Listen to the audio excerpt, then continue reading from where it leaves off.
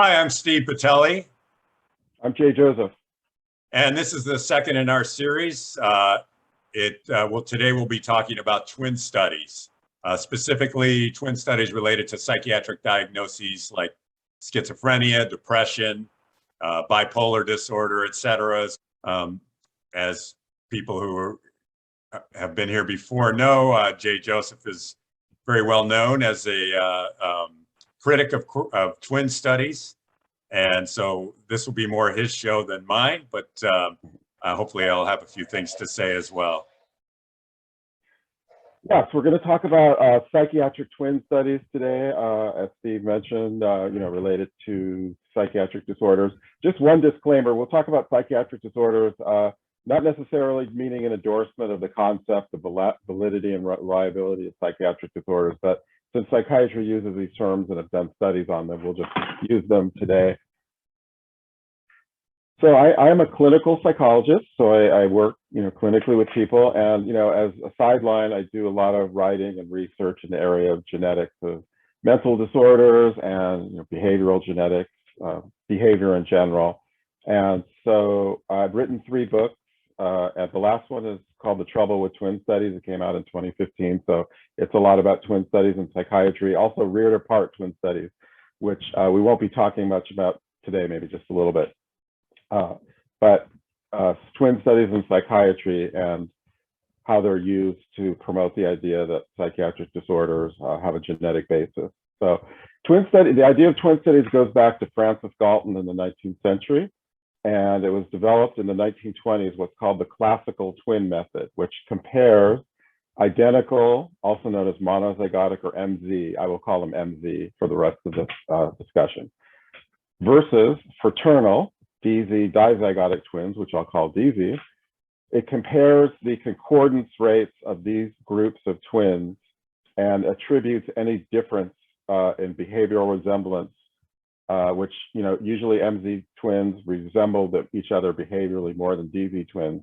And the twin method, which was developed in the 1920s, attributes that difference to genetics. It's based on a key assumption called the equal environment assumption, which assumes that the only difference between identical MZ and fraternal DZ twins is their different genetic makeup, which for identical twins is 100% genetically similar, although that's disputed. I won't get into that right now, but that's another issue.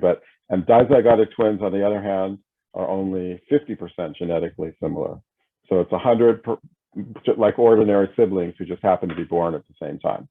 Jay, it's worth pointing out that a little something about Francis Galton himself, who was very much a eugenicist and had a lot of beliefs around that really I don't think the field of behavioral genetics is shaken to this day, and created perhaps a lot of other difficulties over the years, to say the least. So I think it's worth pointing out that there's already a little bit of bias behind doing twin studies, that he had a very specific purpose for doing so, and that it has had many consequences and will likely continue to have consequences.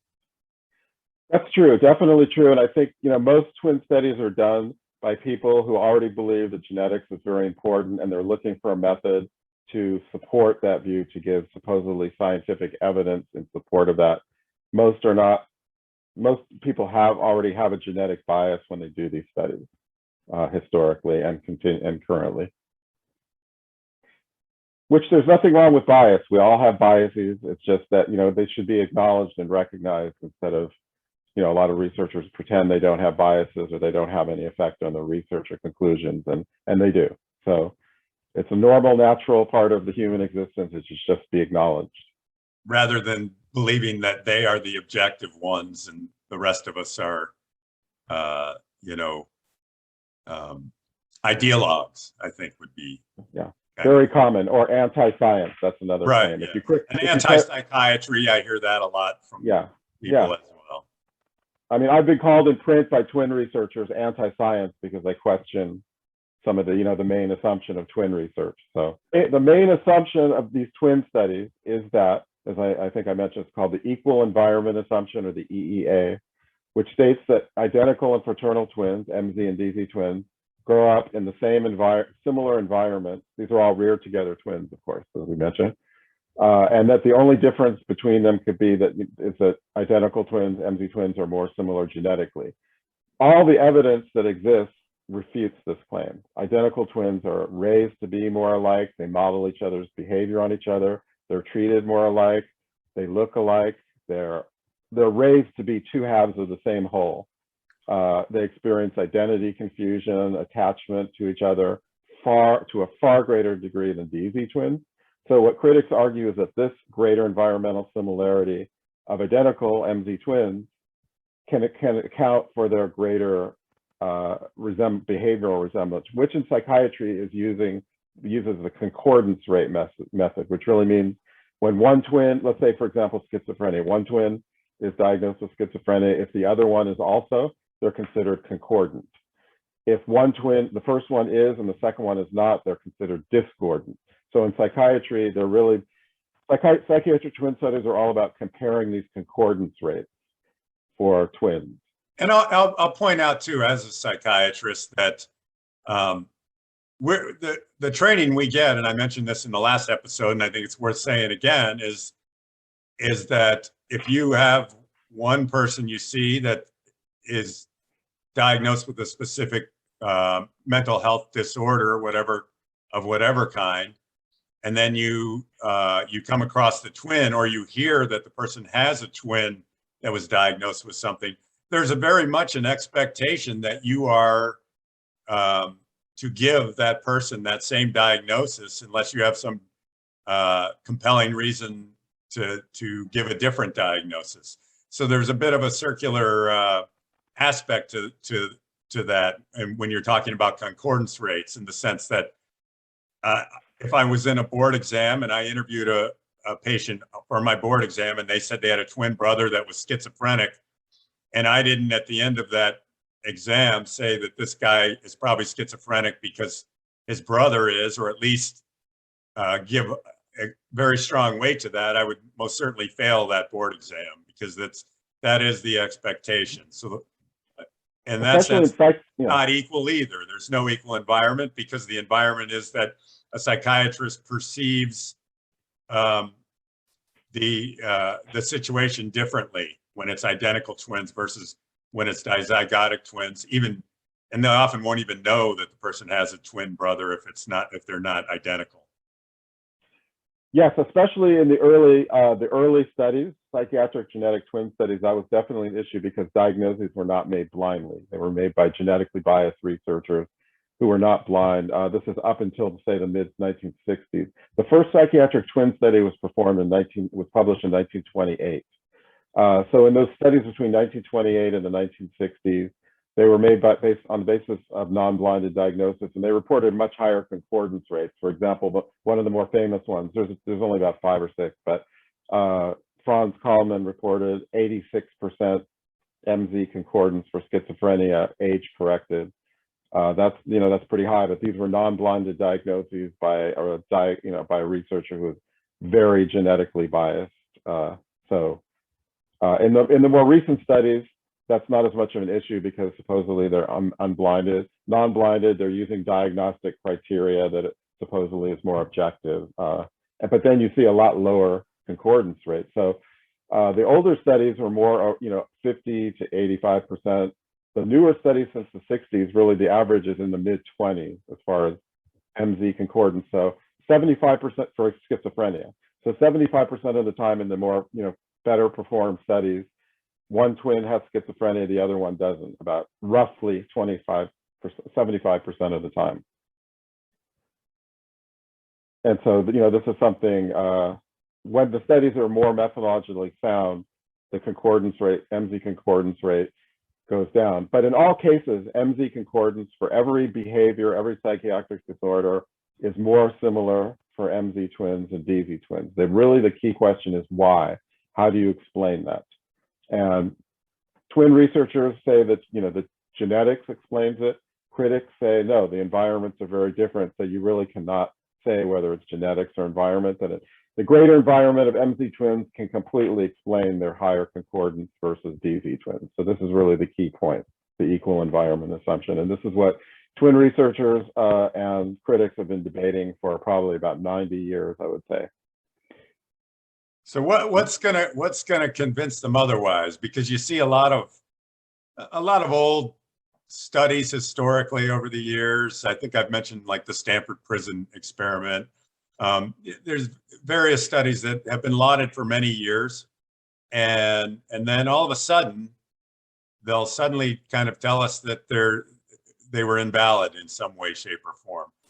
And I'm wondering what it would take for them to reject twin studies, because we say, you know, I think it's pretty obvious that the equal environment assumption isn't really valid, and you see them wiggling around a bit around that and maybe saying, well, it's not 100% valid, it's just kind of valid, but you know, it's a little bit off, so it's good enough. It's kind of how, at least that's how I'm reading their interpretation. Yeah, pretty much. Yes. Well, the fields never do, you know, the field of psychiatry, you know, has many task forces it's done over the last 30 or so years. You know, they never have done a task force to see really objectively whether twin studies are valid, the equal environment assumption. Usually certain well-known researchers, they'll do a study, what I like to call the EEA test studies. These are studies that supposedly where twin researchers do, and they test the equal environment assumption, the EEA, and they usually conclude that, you know, the assumption is upheld. But these studies are usually done by twin researchers who I think we would kind of imagine that they would tend to uphold the work that they do. And any kind of very obviously false belief can be upheld if you just want to look at certain segments of it and not look at the bigger picture. So critics will look at these EEA test studies and, you know, attempt to argue they really don't do anything to support the EEA. So I would argue the environments are very different. Identical MZ twin environments are much more similar to DZ environments. So that is enough to invalidate a genetic interpretation of a psychiatric twin study, that by itself. And so it would be nice to see if these fields would do an objective evaluation of twin research, but they generally don't, partly because these are very important. The entire genetic theory of psychiatric disorders would crumble if they were to say that these studies don't prove anything about genetics. There are family studies and adoption studies. That's a whole nother discussion. But so those do exist, but it's mainly these studies of reared together twins, MZ versus DZ. I'll also point out that, you know, over particularly the last 10 or 20 years, there have been a plethora of genetic studies, straight genetic studies for psychiatric diagnoses.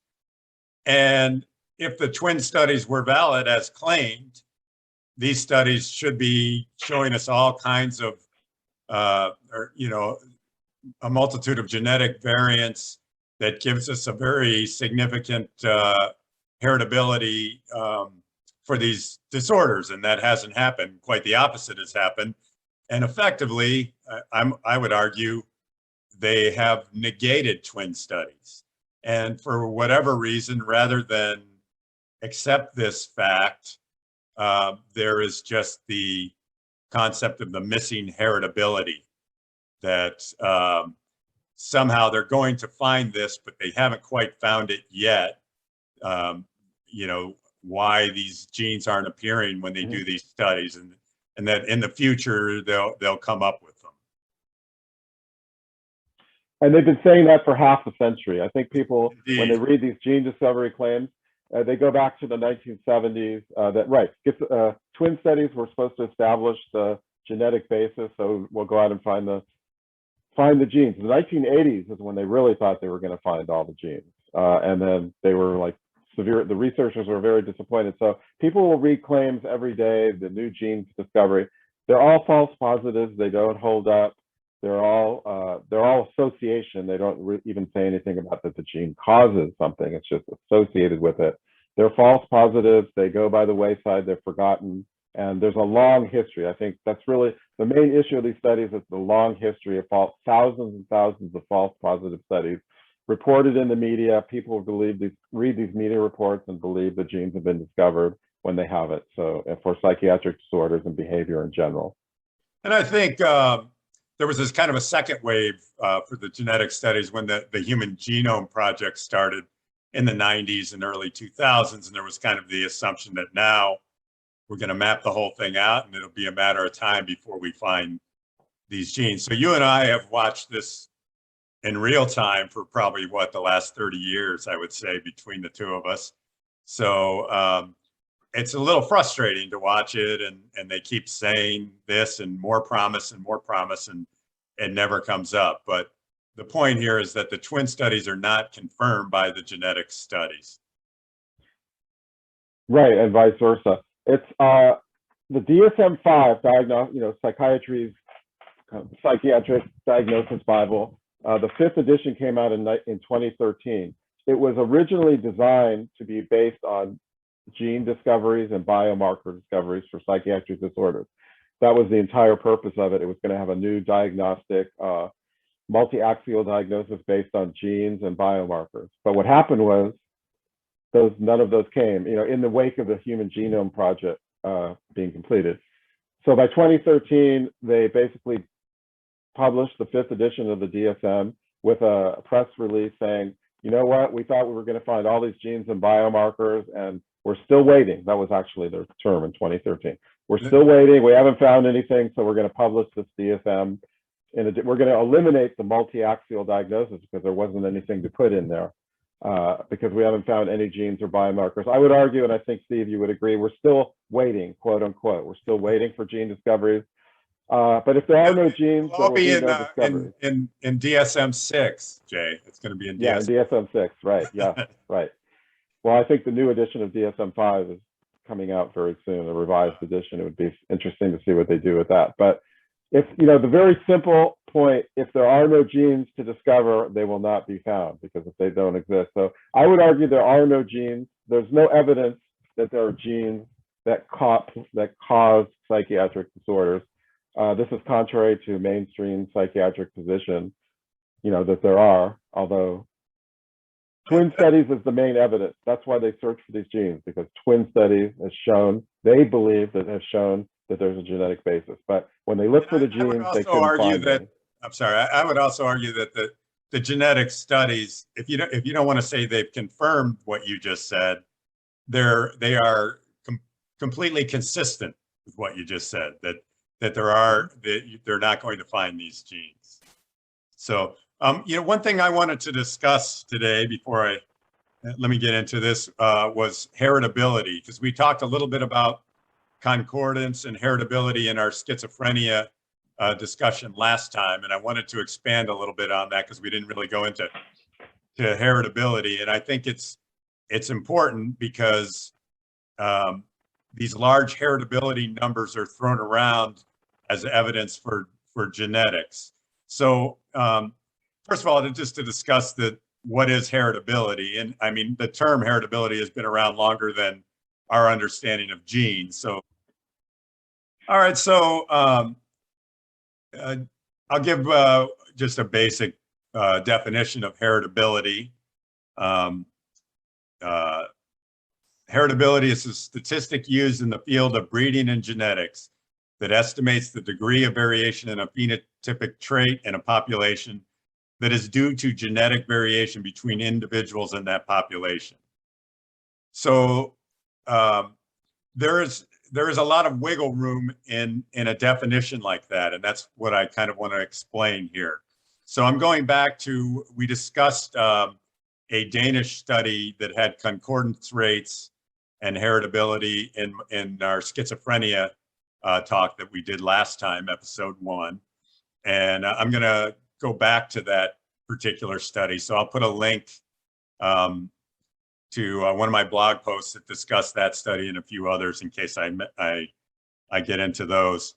And in that study, as we noted last time, there was a 14.8% concordance rate for schizophrenia for identical twins. So that's even significantly lower than a lot of the studies of late have come up with, and arguably more accurate because it's a Danish study. They have much better records, and and prospective records that they can look at where they know exactly how many people have been diagnosed with schizophrenia there and how many have not, et cetera. So in that same study that I'm mentioning that showed this 14.8% concordance rate, they claim a 79% heritability for schizophrenia. So that might seem confusing to people. And on the surface, if you're not that familiar with the term and you hear, 79%, that sounds like a lot. It sounds like, wow, if you don't know what the term means, you might even think, well, that's a 79% chance that if my twin brother's schizophrenic, I'm going to be schizophrenic. So it can lead to some conclusions that aren't really valid. So what they're doing here is that they are comparing the monozygotic, the identical twins concordance rate to that of dizygotic fraternal twins. And the dizygotic was around 3%. So what they're saying here is that because it's a higher percentage concordance for monozygotic than dizygotic, that indicates how genetic it is. And that's what they use for an equation. That's how they calculate this. So even though I can tell you that your chances of being schizophrenic or being diagnosed with schizophrenia, if your twin brother or twin sister is diagnosed, is not that high. And yet they're claiming a high heritability. So you could even have a situation where you could call it 100% heritability if there are no dizygotic twins that have been both diagnosed with schizophrenia, and there were just 2 or 3 or 4 that were diagnosed with schizophrenia that were monozygotic. And even though the chances of the twin being schizophrenic are minuscule in that situation, they're still going to call it 100% heritable. So the idea of heritability here, it creates kind of a mythos, I would say, that they're strongly genetic. And there's a couple of extra problems with that. There's a couple of assumptions. The first is that schizophrenia is polygenic, which means that it's caused by a whole series of genes, thousands of genes combined to create the disorder. So that's the explanation for why they can't find a single gene or 2 or 3 genes for the disorder, and it doesn't really have a basis in fact. It's more of an assumption that's based on the idea that it is genetic, and since they can't find 1 or 2, there must be a lot. And to take that a little bit farther, there's kind of a second assumption here. You have to ask yourself, you have 2 genetically identical people. You're claiming, as Jay has already pointed out, the equal environment assumption. Same genes, same environment. Only 14.8% of them are both getting this diagnosis. How is that possible? It really makes no sense. Even if you say that it's polygenic, you're in a situation where you have to figure out, why did this guy get schizophrenia and this one didn't? If their environment is the same and their genetics are the same, it should lead to a lot of skepticism right up front. And for whatever reason, it does not seem to do that. So go ahead, Jay. Well, yeah, and we would expect on purely environmental grounds. So they usually give the figure of 1 in 100. The schizophrenia rate in the population is 1 out of 1%. It's probably much less. But if you have 2 people who look alike, who are born together, who are raised together to be, 2 halves of the same whole, you would expect a much higher rate above 1% among those people. So 15% can be, or 14.8, completely explained by environmental factors versus the lower DZ rate can completely explain that result. Where the researchers came up with 79 or 80%, this is an example of genetic confirmation bias, where they're determined to, whatever they happen to have found, they're going to conclude the conclusion is going to be consistent with basic positions in psychiatry that schizophrenia is 80% heritable. And so that's what they concluded, regardless of the fact that the data, what they actually found was extremely, much different. They could have concluded, that, hey, schizophrenia is really not that influenced by genetics, or maybe not at all. But they were determined, the confirmation bias led them to come to conclusion that didn't conflict with basic positions in psychiatry. The other thing I want to say about heritability is, it's a very disputed concept. And so critics really call for abolishing the concept of behavioral research. It does not say how strongly genetic a disorder is. 80% heritability for schizophrenia. It's based on twin studies, number one, which we're here discussing the problems with, and two, it doesn't say the strength of the genetic influence on schizophrenia. It's very misleading in that way. Something could be 100% heritable and yet completely be changed by a simple environmental change, and that's so. Heritability does not describe the strength of a genetic influence on a behavior. That's a very misleading aspect of it. And I'll also point out to this day, they still claim a 50% concordance rate for schizophrenia if you're in a psychiatric residency, that number still gets thrown around. I also want to, I'll point out, you made me think of this. So I also wanted to mention a Finnish study from the 80s, a schizophrenia study that's also linked to that same blog post, in which they noted that 47% of the identical twins that they had studied for schizophrenia had lived together their entire life, whereas 18% of the fraternal twins that they had diagnosed with schizophrenia had lived together for their entire lives. So that alone is an indication that you're looking at two different groups of people here. There's something about identical twins that isn't typical of people in general when you're doing such studies. And it's going, if two people live together, they're going to probably they're going to go to the same clinic. They're going to have the same psychiatrist. He knows the other one is going to be schizophrenic, or they'll have another psychiatrist in the same building, et cetera. It's very obvious they're going to both be more likely diagnosed with the same disorder, just as I already noted, because that is the expectation.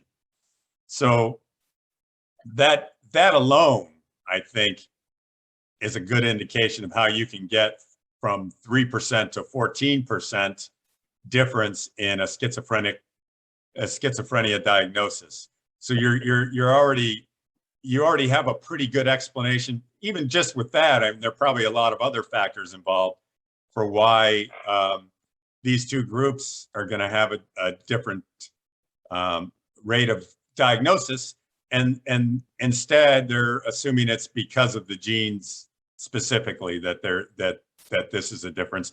And so the heritability that they're coming up with, it has really nothing to do with genes at all, other than the fact that identical twins are just more bonded. Yeah, MZ twins are raised to be more alike than MZ twins. So some critics will say that environmental factors can completely explain the difference. Other critics will say, well, at least the results are uninterpretable. We cannot interpret these results in favor of genetics or environment because they're entangled. Twin studies cannot disentangle the potential role of genes and environment, which most genetic researchers do acknowledge that family studies, right, a trait running in the family, cannot be interpreted in favor of genetics because genes and environment cannot be disentangled. So what I argue and a lot of critics argue is that the same holds true for twin studies, that because MZ environments are much more similar, we cannot say that the difference between MZs and DZs and concordance is caused by genetics. So if this were accepted by psychiatry, this would overturn one of the basic principles of psychiatry. These are genetically based medical brain disorders. That would be a very big blow to that model of psychiatry, were to really take a look at the equal environment assumption and really acknowledge that twin studies really don't prove anything about genetics, which they don't. Emphatically, I could say that they do not prove anything about genetics. And I'm trying to gauge if what you're saying is the direction. If are they going to reject this in psychiatry? And on the surface, I'd say no, because it's the field itself now has put itself in a situation where they've really turned it into a biomedical model in a lot of respects, and that the disorders are biological. And now they have the biopsychosocial thing that they've touted for many years, but they're not finding anything biological. And it's getting to the point where, they were talking about finding markers, for example, for different diagnoses. And, all of this is based on the assumption that, it's genetic. Eventually, we're going to find these things. And all of that is based on the twin studies. So it always seems to go back to that. But I'm wondering if the field is just, if we're going to get to a Tower of Babel kind of thing with it, or if they're going to be able to just kind of sidestep it, and for how long are they going to be able to sidestep it? I'm interested in that right now. I think the field potentially could be in peril, but a little bit of that depends on perception. And so I'm taking down my own field a little bit here. That also comes into the broader issue of the history of science, how scientific ideas that are accepted by the leaders of the field eventually, different paradigms replace them. So Kuhn went into that a lot. And, the leaders of a field will fight very hard to maintain positions of a field, even if the evidence really comes in against it, for example, in twin studies. When you're talking about they haven't found biomarkers or brain disorders, I do want to emphasize that the claims for these things are arriving all the time. So there's always claim, this brain disorder, this chemical, this gene is found. You could go on Twitter and type schizophrenia gene, and you will find in the last week many different claims for this paper, that. So the claims keep coming, but they never hold up. I think that's really, and people's opinions are based on the claims that they've heard, things they've read in the media, and not really, when they're retracted or they don't hold up, people don't remember that. They remember the claims. So the claims are there. We're not saying the claims aren't there. It's just that they don't hold up for psychiatric disorders.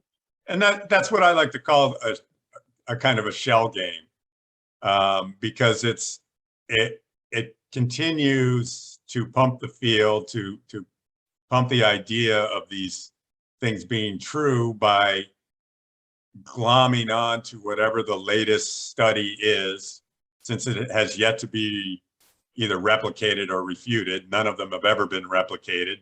So, by default, they've all been refuted, after you give it maybe 3 or 4 years. So you have this little window of time where the studies come out, they claim to show something, and then it just kind of dies. But in that little window of time is where all biological psychiatry lies. And I didn't mean that in the telling lies, but what I mean.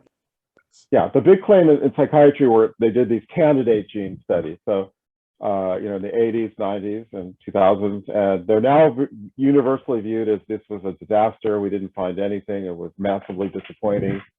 We didn't find, it was the wrong approach. Now they claim to have new approaches. But if you read the literature from that era, that's not what they were saying. They were saying, oh, we found this, it's replicated, this gene causes it, we found it, we're confident, great discoveries. If you go back and read what they were saying at the time, they were great discoveries. So that's what I think people need to remember when they're reading current claims. And just to remember that it's really all based on twin studies. They're doing this research because it's the equal environment assumption, the EEA. It's really all based on accepting that assumption, which most researchers don't really look at very carefully. They just read a few experts who claim that twin studies and the EEA are valid, and then they just go on. They don't really look very closely at the actual reality of whether that assumption is true. It's critics who like to point out that the assumption is not true. Yeah, and you've reminded me of other board exam questions that were directly related to candidate genes, like the long arm of this particular chromosome was found to cause bipolar disorder, et cetera. There were a lot of little things like that that we were told was evidence, and now it's all gone. But again, there's always something new that they can point to, and then there's no apology, so to speak, for the misinformation that we previously received.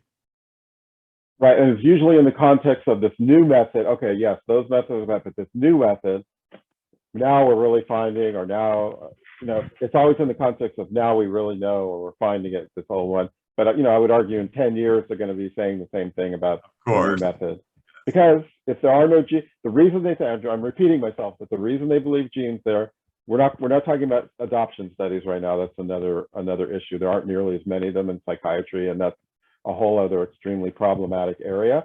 But it's mainly twin studies in psychiatry. The subfield of psychiatric genetics since 1928 has put forward these twin studies of psychiatric disorder, and that's where all of the claims of heritability, genetic basis of psychiatric disorder come from these twin studies, which I think, the point is these twin studies do not prove anything about genetics. Contrary to every textbook and media report people will be reading, which all say that they do, unquestionably, they don't. So twin studies, it's a false science to say that they prove anything about genetics.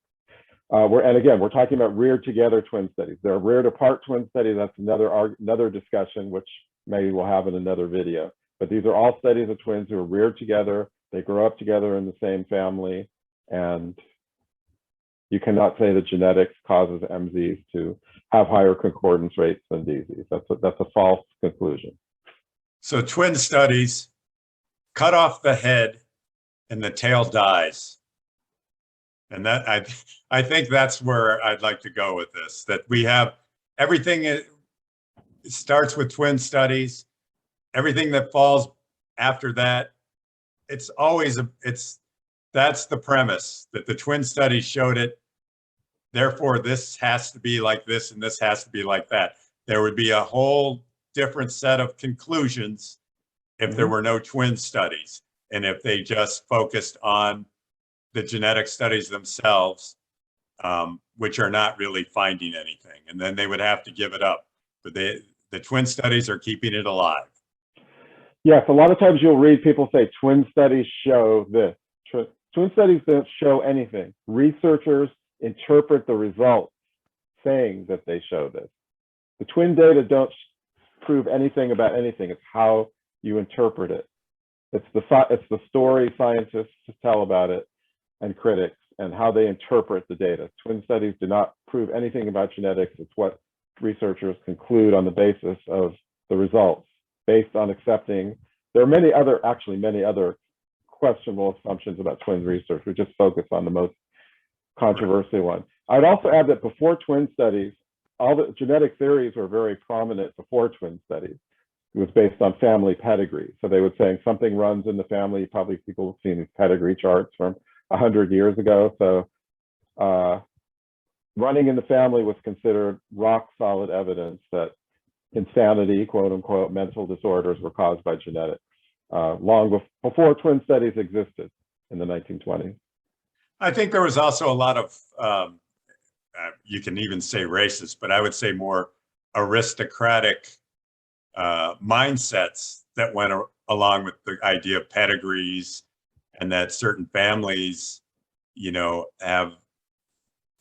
they're special in some way, shape, or form, and that's an underlying belief that's kind of important in those situations, that people want to believe that there's a reason why they're in the better situation than these other families. So that kind of there is that kind of mentality. Definitely. Absolutely. And another point is, so we're talking about what does not cause mental disorders, genetics. So then, what does? A lot of times genetic researchers and psychiatry will say, well, the causes are mysterious, environmental causes, but actually adverse effects, trauma, abuse, living in isolating societies, just a lot of lack of social services, racism, oppression, against women, gays, people of color, all of these things there's many aspects in the environment that cause people mental and emotional distress. And it's not just, mother to father. That's kind of a straw man that they like to use. That, the old environmentalists used to say, a schizophrenic mother, how ridiculous, how terrible. Therefore, it must be caused by genetics, but not at all. It doesn't have to be either of those things. But there are things in society that cause people distress and dysfunction. And a lot of those are obvious. A lot of them have been, in research, have been pointed to and shown a lot of adverse effects. So there are a lot of non-genetic explanations for why people have certain behaviors that get labeled a psychiatric diagnosis, having nothing to do with the brain or genes. And by focusing on the brain or genes, we don't look at what these larger factors are that cause people psychological harm. So that's one of the really disservices of all this work. It focuses attention inside the body when the causes are really outside of the body in society. And I'd like to even, I go a little farther on this than you. And my feeling is that let's just leave it at, it's not genetic. These things are not genetic, and just leave the door wide open from that point forward as to what causes mental illness, why one person becomes depressed or has schizophrenia diagnosis, and let go of the genetic model. It's not valid. And if that upsets you, I'm sorry, but move on from it and expand your view of the human condition. So, yes. And read what the critics say about genetic research, because it's usually pretty one-sided, the message most people get about it, get about twin research. And then once you're free of the myths based on research, we can look more about environmental factors, non-genetic factors, you said, which there's a lot of research pointing to that, which doesn't really get mentioned very much. Yeah, I mean, I would love to be, when I started my psychiatry residency, I had more of a vision of a more dynamic way of looking at mental illness and the human mind, et cetera, that I think has been lost in this focus, this pedantic focus on genes that has just not led to anything, and has wasted a lot of good conversations I could have had over the years with fellow psychiatrists, et cetera, if it had not been for this model that they threw at us. Yeah, I could definitely recommend the book Models of Madness, 2nd edition, 2013, edited by John Reed and Jackie Dillon. I have a chapter on genetics of schizophrenia in there. Real excellent book with many chapters talking about environmental causes of psychosis, of mental disorders, very well documented. Really good alternative view on the the biopsychosocial or biological genetic model that psychiatry puts forward. Models of Madness, 2nd edition, Reed and Dillon editors. Highly recommend that book. Yeah. Okay, so this was a discussion of twin studies in psychiatry, and I hope it's given people a lot of food for thought. We'll have another episode up in we'll undecided what the topic will be, and thanks for listening. Okay. Thanks, everyone. Thank you. Thanks, Steve. Thank you.